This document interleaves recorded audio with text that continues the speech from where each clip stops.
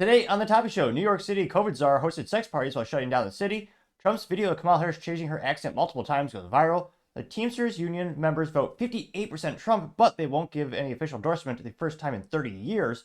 Trump New York City turnout is huge, or huge as he would say. Boeing layoffs during the strike causes some backlash. Elon to sue the FAA for regulatory overreach. San Francisco businesses mourn ex-Twitter leaving while politicians praise it. And LinkedIn started using people's posts to train their AI without asking for permission or notification. All of that and much more on The Topping Show.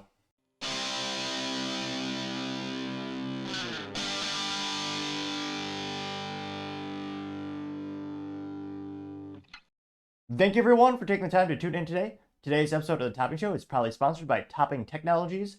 Topping Technologies is an IT value-added reseller and services company with a special proficiency in IT security. Heck, I see their founder, at least twice a day. I see he's quite handsome and brilliant.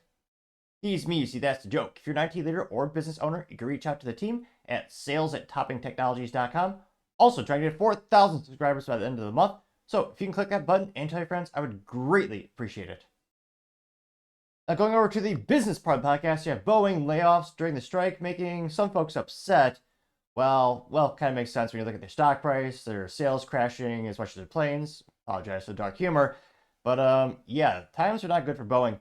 Interestingly enough, of the entire defense contractor industry, their stocks are going up ridiculously past couple of years, especially these past 6 months.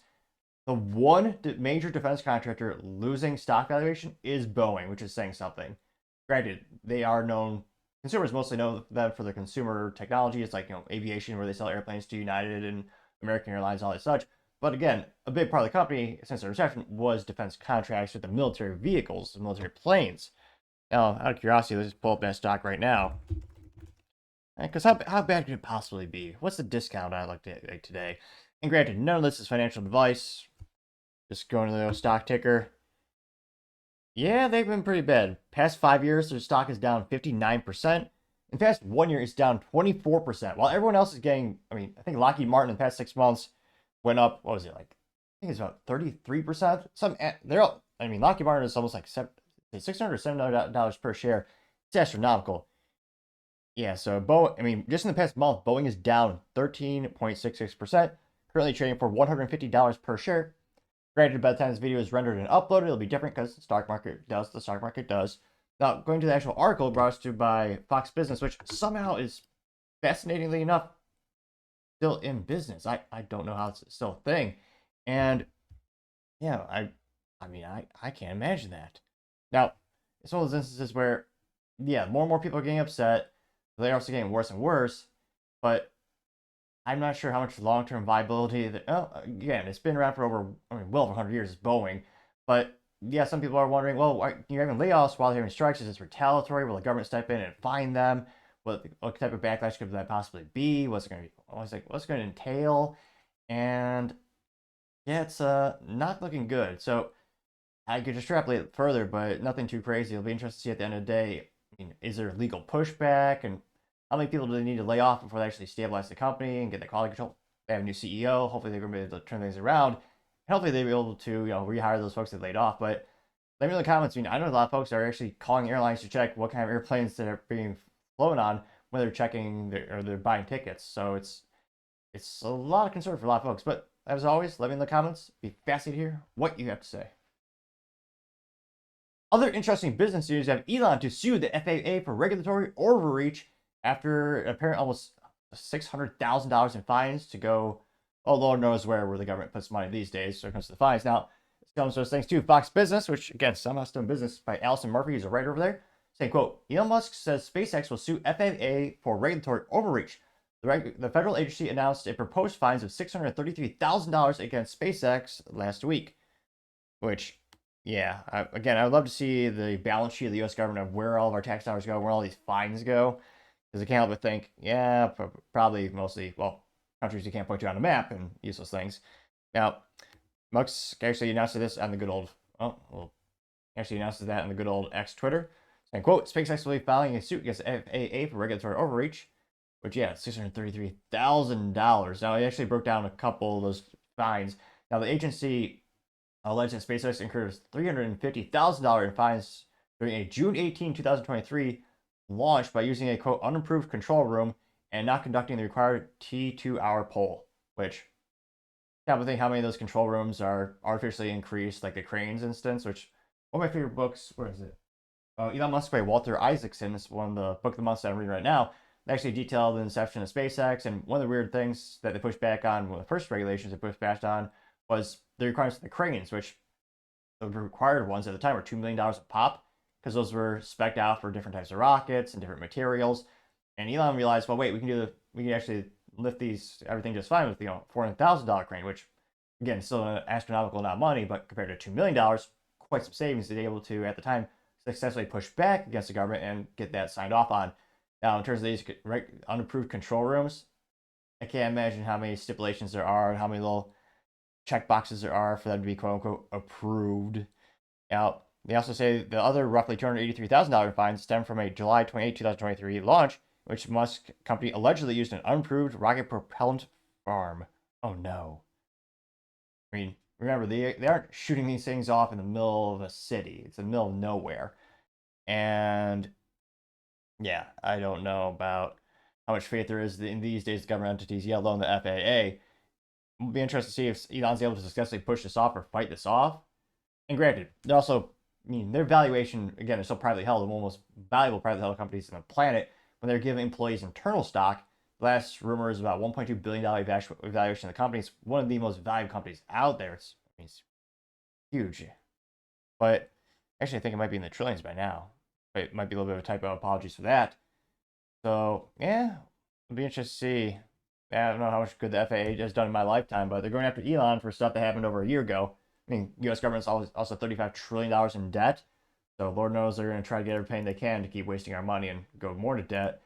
But yeah, not good news for Elon or the company over there. Granted, surrounding her. But let me know, who do you have more faith in, Elon Musk or the FAA?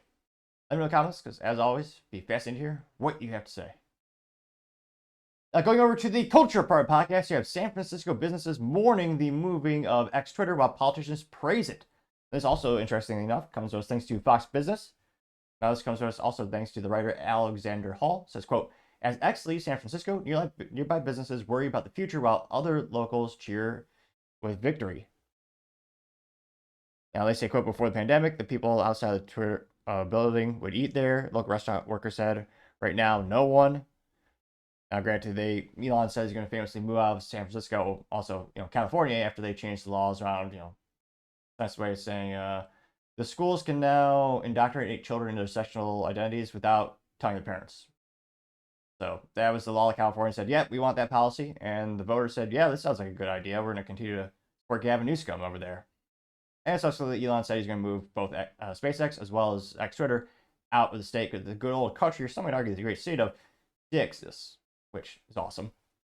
Now, he specifically says, quote, Musk announced in July that X headquarters will move to Austin, Texas, and leave California because the state passing a gender identity law that prohibits any adopted school board policy, rule, or administrative regulation that requires parents to be notified of their child gender's identification.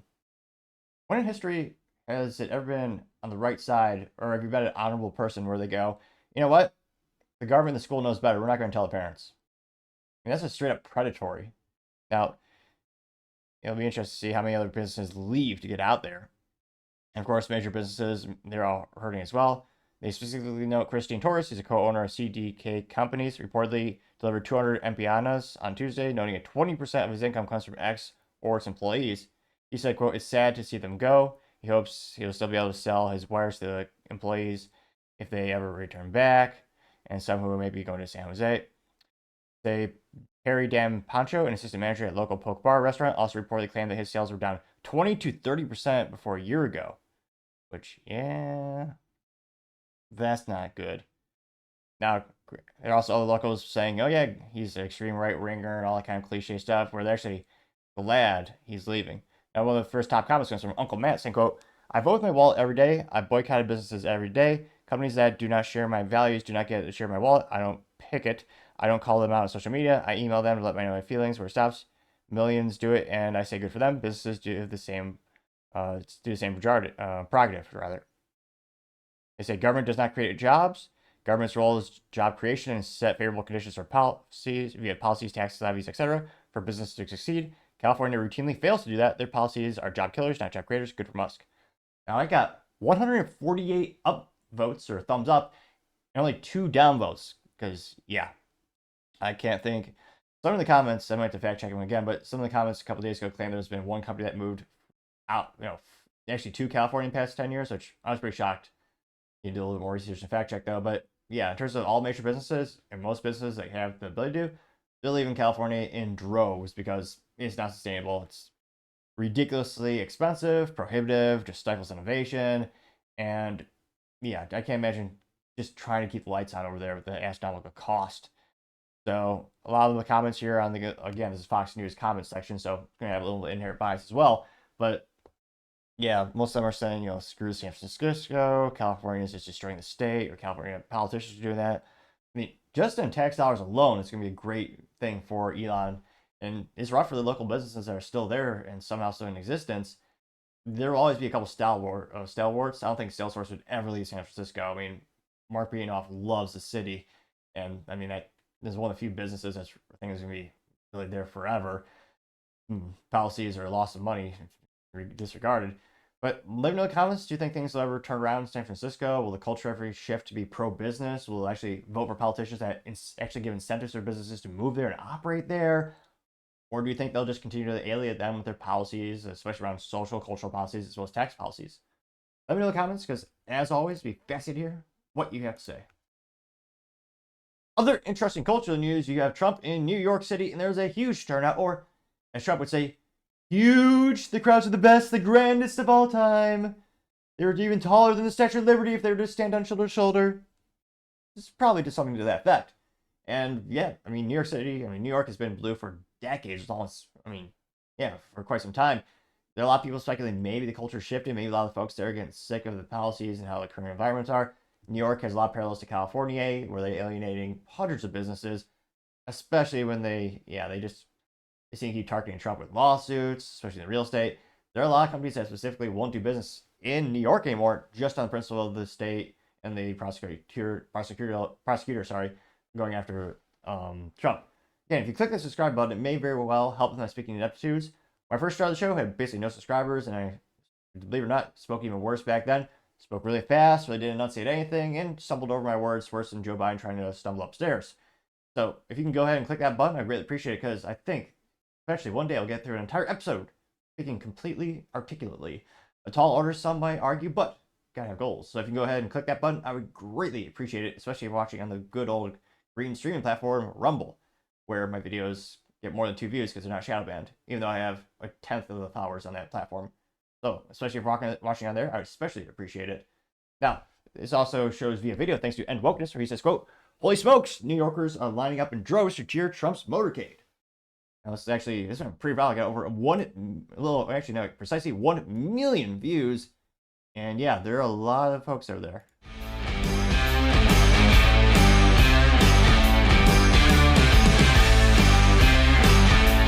I'm not gonna lie, a little disappointed, not a lot of hats. I see 1 or 2 red hats, we need more. Make America great again. A hat on every head, obviously.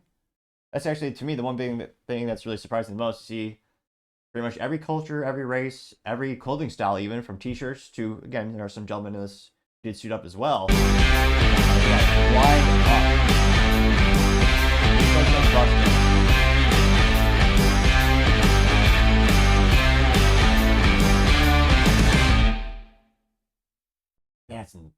Yeah, even in New York, getting big. We got 1 million views and 39,000 likes.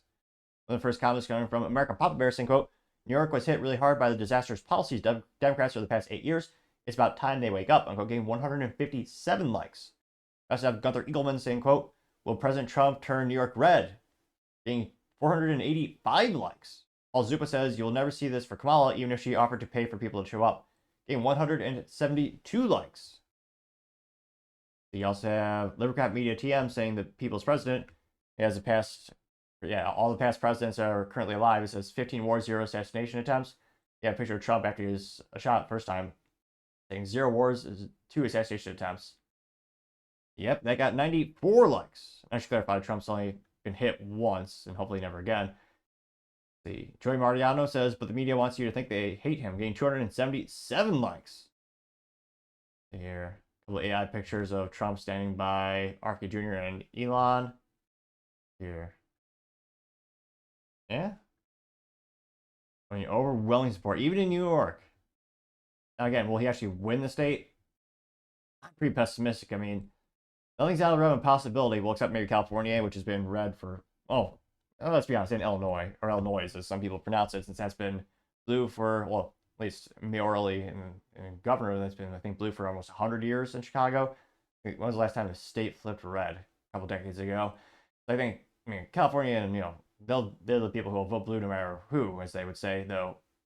Lord only knows why. Chicago's been the same for about 100 years, and it's mediocre and rudimentary to say the least in terms of, just driving businesses and people away with their whole policies and culture. But in the comments, do you think there's any chance Trump actually is able to successfully turn New York blue? Let me know in the comments, because as always, be fascinated to hear what you have to say. Now, going over to the political part podcast, thanks to the Steven Crowder Mug Club, we know that the New York City COVID Czar actually hosted sex parties while simultaneously shutting down everything, forcing people to stay at home and take the jab. Now, comes with thanks to Steven Crowder's personal extra profile saying, quote, breaking, New York City COVID Czar held secret drug-fueled sex parties during the global pandemic, says New Yorkers would have been pissed if they found out because he was running the entire COVID response for the city. This is Dr. Jay Varma, former senior advisor for public health, New York City's office. This, again, thanks to their undercover reporting, which is that's only exists thanks to the Mug Club. And it's a little bit long. It's about 2 minutes, but definitely worth watching. Got 5.8 million views. There's this quote-unquote Dr. Jay Varma. I actually was the one who convinced the mayor to make it a mandate. Talking about the vaccine mandate. New York City found out that you're having sex parties during COVID? Yeah, it would have been a big deal. Yeah, it would have been real bad. We went to some underground dance party underneath a bank in Wall Street. And we were all rolling, we were all taking Molly, and everybody's high. And I was so happy because I hadn't done that in a year and a half, a year or whatever. And but I was looking around being I wonder if anybody sees me living differently. Because this was not COVID friendly. The only way I could do this job for the city was if I had some way to blow off steam every now and then. You're kind of sneaky about it because hotels didn't want people gathering there. Because I was running the entire COVID response for the city. My wife and I had one with our friends, in August of that first summer. So we rented a hotel. It was fun. We all took Molly, and it was 8 or 9 of us and 8 to 10 of us in a room, and everybody had a blast because everybody was so pent up because it had been everybody was just stuck together and stuff like that. Yeah. And sometimes it isn't so much about imagery and sex. Some of it's just something about bodies being close to each other, just being naked with friends. Was that when everything was locked down? But it was the summer of 2020. Still walk around the streets and eat outdoors. Did you have any mandates in place? There wasn't any restrictions on gathering, you could actually gather people. The hotels didn't want us to have parties, but they weren't gonna Yeah. It's so funny. It's because I did all this deviant sexual stuff while I was on TV. That's complete moron. How many people is he telling about this? This is multiple camera shots, folks. And all this stuff. Yeah. And people aren't you afraid? Aren't you embarrassed? And I was no, actually, I'm really I love being my authentic self. So the way we do it in public health is we make it very uncomfortable to be unvaccinated. I don't expect the education to change your behavior. I'm just gonna make it really hard for you to do your job. You can't get a job. You can't go to a restaurant. You can't go to school. It's I'm just gonna get vaccinated. So was it technically kind of forcing people? Yeah, that's what you force people by making it really uncomfortable. What Fauci said too. Yeah, disgusting, mentally vacuous, morally vacuous. Getting 5.8 million views and 34,000 likes. And fun little fact about the jab: about $100 billion, I believe, between all the companies. Quite a lot. And one of the first top responses coming from Ethan Ivey saying drug sex parties in New York City during lockdowns when you couldn't even sell stuff at home without police coming to your house. Getting 2.3 thousand likes. Also, a based electrician saying, quote, while New Yorkers across the city were locked down in their homes, this man was making decisions while having drug-fueled sex parties. You can't hate these people enough. Unquote. Getting 1.1 thousand likes. Colin Rugg also says this guy should be in jail, getting 1,000 likes. Brenda Mariano says, disgusting, no regard for the lives he's completely destroyed with these illegal mandates he pushed, getting 777 likes. True. And again, friendly reminder, no one's been held accountable for any of that. That was Fauci famously said, "Oh yeah, you gotta make people uncomfortable, make their lives hell, then they'll take it." No one's in jail, no one's been fined, nothing. These days, the U.S. government, I guess we shouldn't be shocked. Also, American Papa Bear says, quote, "It's clear that we are being led by weak and evil people," getting 31 likes. Picture says, "Obama didn't care either. COVID was a lie." There's a little article about how Obama had hosted hundreds of people at his 60th party during the COVID, getting 1,000 likes. I Love American News says, "To be clear, the experts weren't wrong. They lied. There's a big difference." Getting 1.2 thousand likes. Someone did just a picture of his face. Jeremy Carl says, "The eyes always give him away. These people are psychopaths." Yeah, he looks creepy as hell. Getting 611 likes. Jerry says, "Those who have the power over you actually despise you. It's like how Newsom was telling us to lock down and not socialize while he's a fancy Napa Valley restaurant winning and dining with his friends." Getting 146 likes. Alpha Femme says, like Galvin, like Galvin, like Pelosi, like Whitmer, the list goes on and on. Getting 377 likes. Going down more and more. Anti-woke meme says, I was fired due to New York City COVID policy. When it left my life in shambles. I went through hell in order to escape from New York City. Getting 388 likes. Going down more and more. Which you also have Chief Nerd saying, "This health expert shut down over 5,000 businesses in New York City while he was living the best deviant life unreal."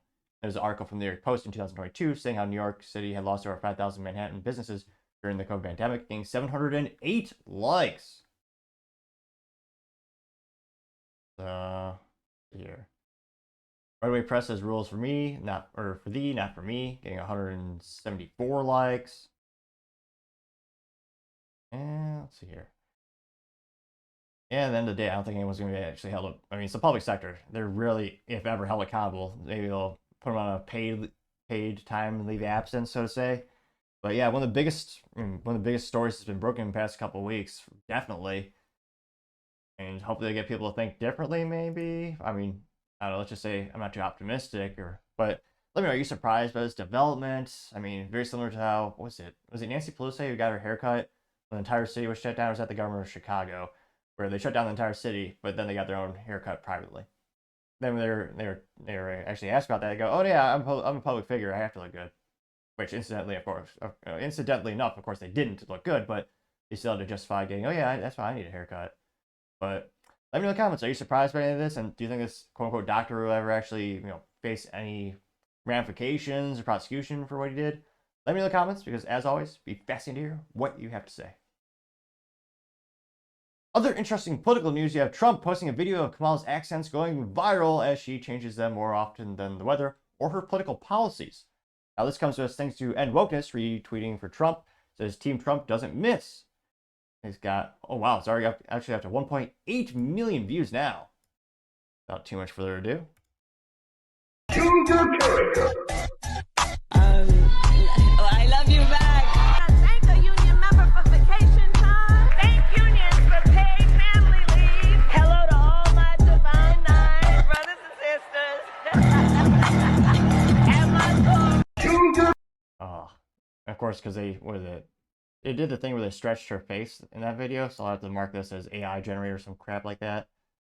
Interestingly enough, one of the few videos that consistently YouTube will rip down is ones where poke fun at Kamala, or is it AI thing with Kamala? Now that got pretty viral. Got 1.8 million views and 35,000 likes. One of the first comments coming from Paul Zupa saying perfection, getting 36 likes. 1776 Enjoyer says so good. It's police pulling over someone in a car and have Kamala's face photoshopped onto the person driving the car. So the police goes, "You know how fast you're going?" And she says, "Well, I grew up in the middle class," unquote. And that got 338 likes. Also have Natila Soriel saying, "Oh, please let her do a rally in Chinatown," getting 231 likes. Brooklyn Patriot says she's not a candidate. The deep state is the candidate, getting 223 likes. Link Langman says, "Imagine voting for that pony DEI candidate," getting 46 likes. Hi, and Kelly Joe says Kamala is a plug and play puppet, getting 23 likes as well. see. Not really any contrarian statements here. There's another ad of her that's going pretty viral. Now they have pledged to carry out the largest deportation, a mass deportation, in American history. Imagine what that would look like and what that would be. I'm Donald Trump, and I approve this message. That was really funny. Got about 3 likes there. So yeah, and again, these are a lot of these AI images are actually banned in California because Gavin Newsom doesn't like that. Be a shame if this were to go viral, get reposted time and time again. But yeah, a lot of politicians do this too. Hillary Clinton did it a lot in her lifetime, and I mean, many humans do, but it's just to what extent do it, and they always seem to just really just pretty much go over it just to excess. So it's just, to me, it just seems like cliche. You know, it is pandering, tasteless, classless. But I mean, will she actually change and stop doing it? Of course not. I don't think so. She thinks it's going to get her more votes, and for some people, maybe they'll be fooled. I mean, not too uncommon. But let me know if you think, overall average, do you think most people just see through that? Let me know in the comments, because as always, be fascinated to hear what you have to say. Other interesting political news, you have the Teamsters members voting 58% for Trump, but the organization actually won't endorse a candidate, a first time in 30 years. Which, yeah, says something. It also shows you how much of a political hacks they are, but also shows you what the people actually want. So, very similar to the United Auto Workers, these leftists, where Sean famously a Marxist, but it's one of those instances where you look at the actual community of people who work at the United Auto Workers, the union for the automotive community, many of them love Trump, but for decades, the actual union has propped up Democrats with millions, hundreds of millions of dollars in donations, and of course, they endorse Kamala. Well, by then they endorse Kamala, because it's just status quo is what they do and it's where their money comes from. Now, coming up to some visuals here, you got DC Drano saying, quote, "I'm confused. For the first time in 30 plus years, the Teamsters Union will not be endorsing a presidential candidate. That being said, they didn't have a, quote, they said that they didn't have majority support among the members for one or the other. I'm sorry, but doesn't 58% count as a majority? The members want Trump, the corrupt bosses want Kamala, so they split the baby." Now that little infographic or a little picture from Fox News, they got, yeah, 1.2 million views. Now this is from the Teamsters Research Phone poll. Let me see here. Unfortunately, they don't give us the sample size, so it's not like they asked every single individual. As far as I know, the poll is taking place between September 9th to September 15th. Like, probably standard plus or minus margin of error, but I'm not seeing that at the moment. Yeah. But yeah, it clearly shows what the people want. 58% Trump, 31% Kamala. One of the first comments coming from DC Drano saying, quote, "They endorsed Biden in 2020, and he only had 44% to Trump's 36%, not even majority.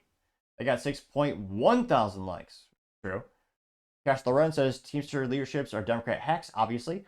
However, this is still a de facto endorsement of Trump, getting 121 likes," which I can see that. Yeah, first time in 30 years they decided to just say nothing. You also have Craig Chamberlain saying, quote, "Lower and middle class Americans are getting absolutely crushed by Kamala and Biden inflation, and Teamsters majority knows it. It's really that simple," getting 912 likes. Play a Meme says, "You know, if the numbers were reversed, they would definitely be endorsing Harris." Oh yeah, they would. Got 689 likes. I also have Trump's response to this. This comes from us thanks to Ben Johnson getting, quote, "President Trump reacts to the Teamsters not endorsing the candidate for 2024 in the upcoming election." And Trump's voice is infinitely better than mine, so go ahead and play that here. Mr. President, any reaction to the Teamsters' decision not to endorse? No, they were. It's a great honor. They're not going to endorse the Democrats. That's a big thing. And this is the first time in, I guess, 50, 60 years that that's happened. Democrats automatically have the Teamsters. They took a vote, and I guess I was at 60% or more. And that's a great honor. I mean, it's really, I've had a lot of Teamsters work for me, a lot of the concrete trucks. They built all these buildings that you see in New York City, the Teamsters. Exclusively Teamsters, I have to say. They've done a great job. But the vote of the Teamsters themselves was very high for me, and the leadership Sean O'Brien and the group, who are great people, they said we can't endorse the Democrats. So I think this is the first time in many decades that they haven't endorsed Democrats. Big difference in those big industrial states, you think? They're going to make a difference? I think it will, yeah, I think so. The Teamsters carry a lot of weight. The Democrats cannot believe they didn't. You know, look, this is, it was always automatic that Democrats get the Teamsters, and they said we won't endorse the Democrats this year. So that was an honor for me. There you go. Staying classy. Got 1.7 million views as well. You also have Mr. Bigglesworth memes being one of the first comments saying less tax, less government. Picture of Trump says no tax on tips, Social Security, and overtime. Getting 144 likes. Arthur Eagleman also says, quote, a huge endorsement, getting 226 likes. Robin Valencia says, after almost 30 years of always endorsing Democrats, Teamsters are not endorsing Kamala. It's a de facto endorsement of Trump, getting 188 likes. So yeah, again, that's saying something, and I think that'll also influence a couple of people who are maybe undecided in the Teamsters union, and maybe a couple of their extended family members. But yeah, 30 plus years they didn't endorse. Actually, yeah, that's pretty unfathomable in terms of the track record of the Teamsters unions to not endorse someone in decades. And yeah, so I think that does send a strong message. And how much will it influence the election in terms of political points or percentages? Maybe half a point or 0.5%. I mean, it's not nothing. I'm not sure if it's enough to have really put Trump way out ahead of the competition. But let me know in the comments. Do you know someone who's a member of the unions or a family member who's part of the Teamster? And what's their perception of Trump? And are they going to be voting for him on the upcoming election? Let me know your thoughts, because as always, be fascinated to hear what you have to say. Now, going over to the business blunder of the day, you have LinkedIn started to use people's posts to train the AI without asking for permission or adoption. Like, granted, legally speaking, it's like an iTunes agreement. You pretty much sign your privacy and your life away. It's their platform, the intellectual property. It's, again, Microsoft is the owner or the parent company behind LinkedIn these days. But again, it's not good for optics because people don't like that lack of transparency. And I think we're seeing that trend of kind of dissatisfaction increasing more and more. Now, this brought to us thanks to the Register, specifically Simon, who's right over there, saying, quote, LinkedIn started harvesting people's posts for AI training without asking for an opt-in. You'll have to opt out if you would like. EU and others exempted. They say LinkedIn started harvesting user-generated content to train its AI without asking for permission, angering citizens. Microsoft Self-Help Network on Wednesday posted a trust and safety update in which Senior VP and General Counsel Blake Lowett revealed LinkedIn use of people's posts for training and using their generative AI features.